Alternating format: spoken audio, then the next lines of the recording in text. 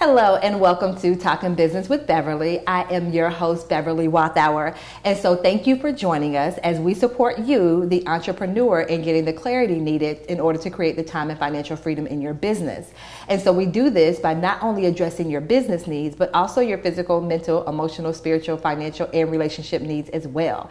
And so now join me in welcoming Loronda Giddens to the show. Hello, Loronda. How are you? Hi, Beverly. I'm fine. How are you today? I am well. Thank you. And so once again, as entrepreneurs, we certainly want to make sure that, we're addressing all facets of our lives. And so with Loronda, we're going to speak about just some ways to kind of balance everything being an entrepreneur and then also working a full-time job as well. So we're certainly going to see how do I balance it all. And so Loronda, before we dive into the interview, I love to play this game with my guests where I ask them 3 random questions. So okay. Loronda, are you game to play the game? I'm game to play the game, Beverly. Okay, good. So Loronda, what's one movie that you can watch over and over and over again? Wow, I am a huge James Bond fan. So anytime James Bond comes on, I watch all 20, 30 of those films during the Christmas holidays. I love it. I love it. And so what season do you prefer? Winter, spring, summer, or fall? Wow. I have 2. Can I pick 2? I'll let you choose 2. Okay, I'm special, so I can choose 2. I love spring, and I absolutely love the fall. Just the leaves, listening to the leaves fall to the ground, and the springtime, the birds singing. It's just, it's fantastic. I love it. I thought she was going to tell us a story. Yes. And then the last one, are you a cat person or a dog person or neither? Wow. I love the personality of a cat. I think they're like super cool. They just, when they don't want to be bothered, they don't want to be bothered. So I can kind of identify with that. But I love dogs. I'm allergic to cats, so I love dogs. Okay. Yeah. Small, cute little dogs. Okay, not the big. No, not the big. Okay, no. Gotcha. Okay, so Loronda, tell us, what kind of business do you have? I have a training and speaking services business where I train and do speaking to an array of different organizations, corporations, universities, youth service organizations. Wow. And so we know as entrepreneurs, there are definitely challenges. So although we serve other people, there are things just as an entrepreneur, as an individual that we, go through as well. So what have been some of the challenges that you faced in getting your business started? I think some of the initial challenges is, where do you find clients? Like, where build a business and they come? Yes. I mean, how does that work? But that was in a movie, right? Yeah, I think that's one of the biggest challenges in being an entrepreneur is marketing and how to find your clients, how to find, your avatar, that niche of people that are specifically for you, because not everyone is for you. Oh, wait a minute. No, Loronda, that's not true. Because my business, I can serve everybody in my business, right? No, you can't, Bev. So how did you kind of overcome that challenge of, one, first of all, who to serve, and then 2, how to find them that, are paying you? So how did you kind of overcome those 2 challenges? Well, overcoming those 2 challenges, I found a really great Facebook group of people.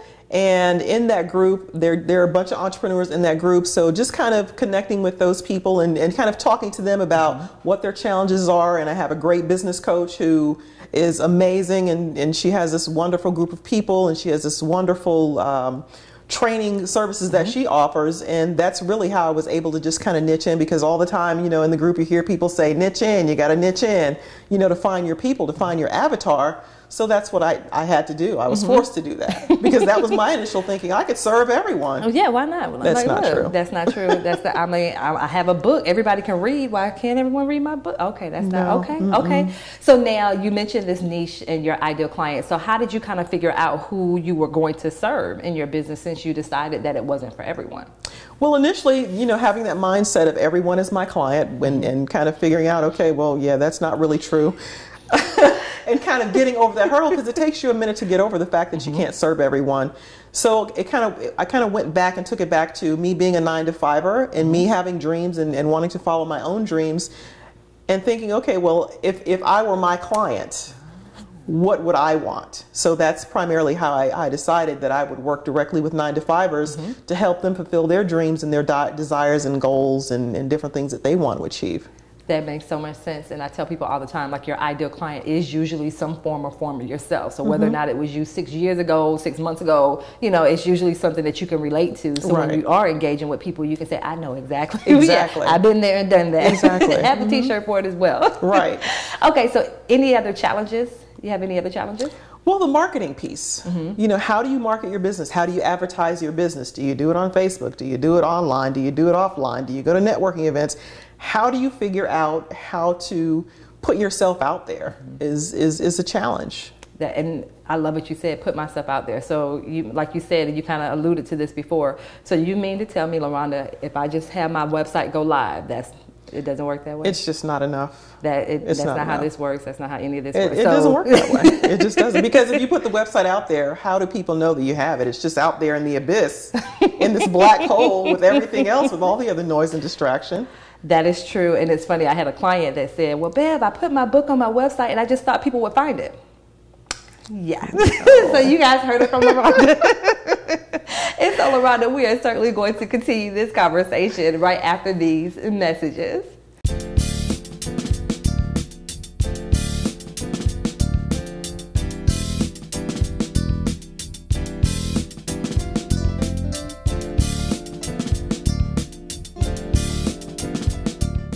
Hello and welcome back to Talking Business with Beverly. I am your host, Beverly Wathauer, and so we have Loronda Giddens with us. And so she's just been speaking with us about her experience, you know, working full time and being an entrepreneur. And so before the break, Loronda, you were talking about, you know, some of the challenges you face, one being, you know, who am I going to serve in my business? And then once I figure that out, how do I actually find those people that are ready to pay me? And so we also, you know, kind of touched on, you know, the whole marketing piece too. And for you, what do you feel are some of the misconceptions that people have when it comes to starting their business and being an entrepreneur? I think one of the biggest misconceptions that people have is they feel like they can start a business and they really don't have to put in the work. They figure if they go and, you know, get their name registered or they build the website and that's all I have to really do. But you have to work. You have to create content. You have to provide services. There's so many different layers to it. And people just think that they can just overnight be a success. They think that they could drop a couple videos on YouTube or on Facebook and go live and automatically, you know, they'll have 1 million followers, and it just doesn't work that way. And so what do you think that misconception stems from? I think probably what they see in the media. They probably look at other people who have been working for the last 15, 20 years of their life, and then all of a sudden that person, you know, their life just pops and they're a hit, but they don't see the work that's been put into, you know, this person is finally on the mainstream or they're finally on stage. You don't see the work that people have been putting in for 10, 15, 20 years, and now all of a sudden it seems like they're just this overnight success, and that's just not true. And I'm glad you said that because, and especially like you said, you know, media, especially social media. I feel like a lot of times when you're in that space, if you're not careful, you will fall into that trap. Or, oh my gosh, they have 1 million views. But like you said, it was a process for them to get to that point. That is definitely a huge one. And so any other misconceptions that people kind of have coming into being an entrepreneur that you've experienced? I think that they can do this alone. I think that people think that they can just do this entrepreneurial thing by themselves and they can, you know, be a success and make this thing happen by themselves. And that's just not true either.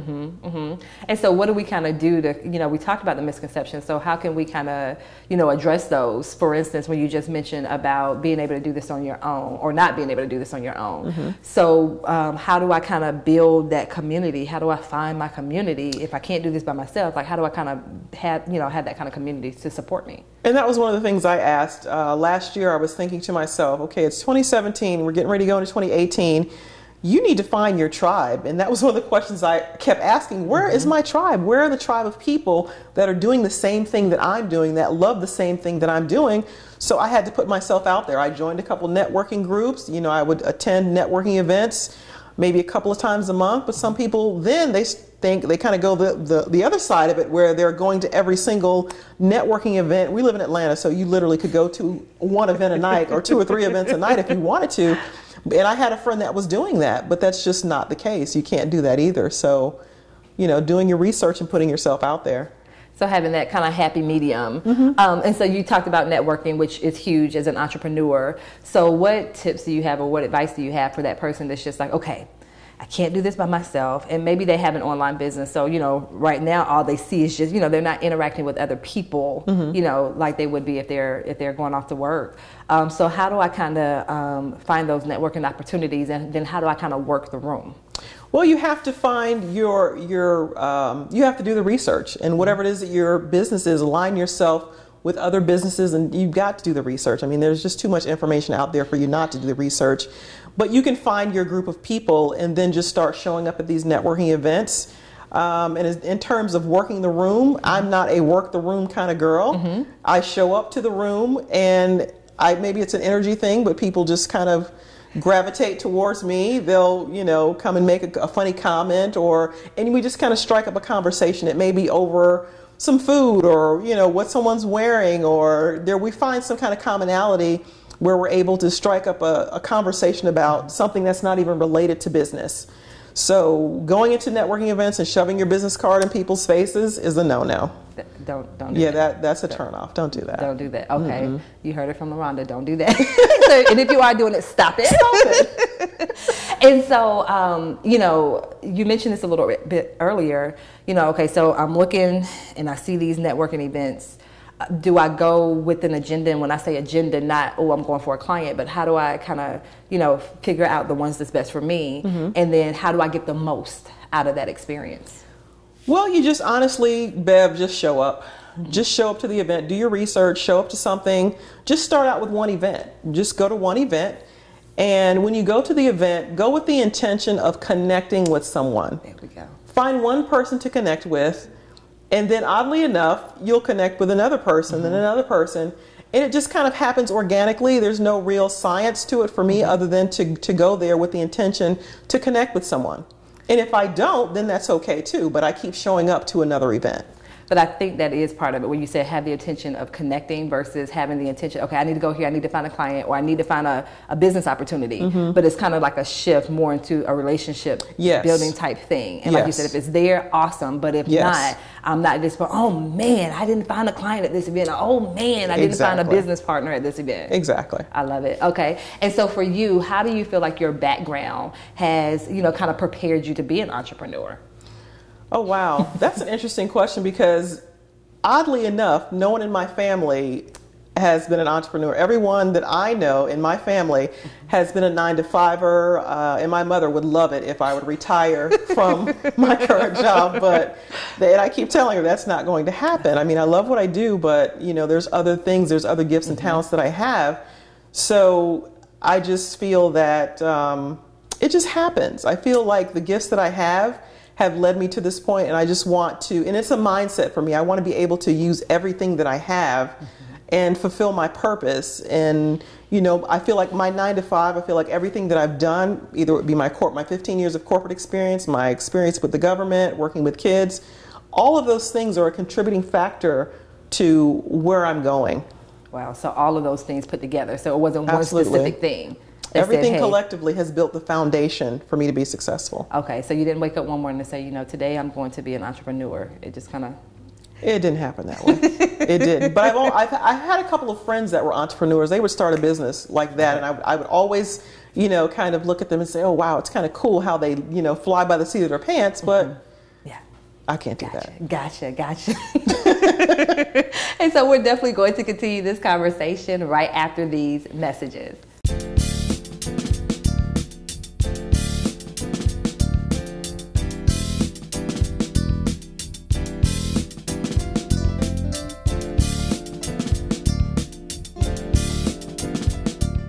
Hello and welcome back to Talking Business with Beverly. I am your host, Beverly Walthour, and so we have with us Loronda Giddens, and so she's just been speaking with us about how to, have that full-time job, how to also have your business as well and be successful at both. And so Loronda, for you, what kind of mindset shifts did you have to make? Because, entrepreneur, this part of the day and working full time this part of the day. So how do you kind of make the shifts for, when you're in employee mode versus entrepreneur mode, or are the lines blurred a little bit? How do you?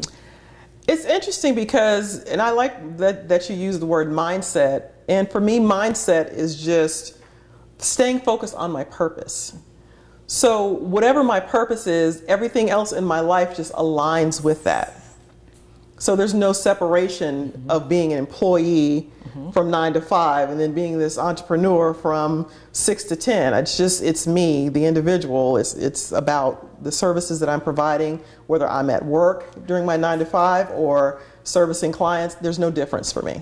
I love that. And that part of, when I step back a little bit and look at the bigger picture and say, hey, is this in alignment with my purpose? And Absolutely. That's going to be huge for a lot of people, because if it's not in alignment, it's like, hey, you might want to rethink what it is that you're doing and why you're doing it. And so, how do you balance the full-time job and growing the business? How do you balance all of that? Plus the personal life and all that good stuff. How do you do it? I know there's so much you gotta. It's like this constant juggling act. But like you said, and that's how I'm able to make decisions about what I will or will not entertain, whether it's business related or personal. If it's not in alignment with my purpose, then it's an automatic no. So it's kind of easy with that, making that decision. If I'm going to embark on a new whatever venture it is, it's very easy that way. But when you're trying to kind of juggle, I hear people say, how do you juggle? How do you balance? And people ask me that question all the time. And I just say, I don't know how do you balance it, because the way I do things and the way you do things are very different. But I read an article a couple of months ago on LinkedIn, and this guy was talking about the whole work-life balance. And he said for him, it was a very easy decision, because instead of trying to balance everything, he just simply incorporated and integrated his work life and his personal life, because he was a photographer and he was a writer, and he was able to, go around the world doing what he did. So instead of him doing that alone, he brought his family with him. So just kind of integrating the two together. I love that. And now, like I say, because some people, you're right, they have a family, they have the obligations at work, they have the obligations with the business, they may have obligations in the community. And so taking that step back, is it in alignment with my purpose? And then if so, trying to figure out how to mesh it all together. And so, we use this phrase, and I know this is one of your favorite phrases, how do you, when it comes to living your best life, what does that look like for you? Living my best life is just having the freedom and the resources and the access to be able to do the things that I do freely, whether it's the access and the ability and the resources to serve my clients, having the access and the ability and resources to do the things that I do, the fun things that I want to do with my life, and just being the best person that I can be, and just living my purpose is really what living my best life is all about. I love that. I love that. And so if you had to give one piece of advice to that person that's like, okay, Loronda, okay, although I'm still working, I'm still working full time, I want to start my business too. Like, what would be that one piece of advice you would give them to kind of motivate them to get them started? I like what you said about purpose. If it's in alignment with your purpose, if you even know what your purpose is, that will be a great place to start. And just kind of understanding what you want to do next with your life, because there's always something next to do. There's always that next level of greatness that you're striving for. But you have to do your research. If you want to be an entrepreneur, you have to do your research. You can't just jump out there and do different things and try a bunch of different things, because you'll spend a lot of time and you'll spend a lot of money. So it's you have to be intentional about what you want to do with your life. And I laugh because you mentioned that word money, and you can definitely fall into that trap of spending. Yeah. Oh, I need to do this. I'm going to try this. I'm going to do this. I'm going to jump off this. And yeah, you end up with all those things. Exactly. And so the one word, and you said I used it, but I actually got the word from you, was purpose. So, what do you say to that person that's just like, I'm not sure what my purpose is? I would say, again, going back to that list of the previous jobs that you've had, and writing down what your skill sets are, and just kind of connecting the dots. Look at your life and kind of dissect your life in a way and connect the dots to everything that you've done before is connected, obviously, to what you're going to be doing. So it's very important to just take that time and to be intentional and look at your life in a way that you've never looked at your life before. Because this is a big step. This is not just some frivolous decision that we're making overnight. This is something that is going to carry you for the rest of your life when you're walking in your purpose. Yes, and I was actually getting ready to touch on it, and you just said it, because once again, I may make this list and look at it and say, oh my goodness, I spent 20 years in a career and it wasn't in alignment with what I desired, but it was convenient for me, or the pay was amazing, so I kind of stayed there. But you're like, once you do that face the possibility that, you know, there may be some transitions that you have to do. Yeah, you definitely have to pivot. Yes. And so amazing information, Loronda. And so I want you to let the viewers know, what is your website and email address so that they can find out more information about you? Okay, my website is www.lorondacgiddens.com. That's LORONDACGIDDENS. And my email address is inspired, that's INSPIRED, the number 2, and then Peel, PEEL, @gmail.com. Yes, yes. And so once again, thank you, Loronda, so much for coming on and speaking with us about how to live our best life and balancing that all at the same time. Thank you, Beverly, so much for having me. I appreciate you. You're welcome. And I do also want to thank the viewers as well. And so remember, as entrepreneurs, you certainly want to make sure that you're not only addressing your business needs, but also your spiritual, your mental, emotional, physical, and relationship needs as well, so that you can create that time and financial freedom you desire. Until next time, take care.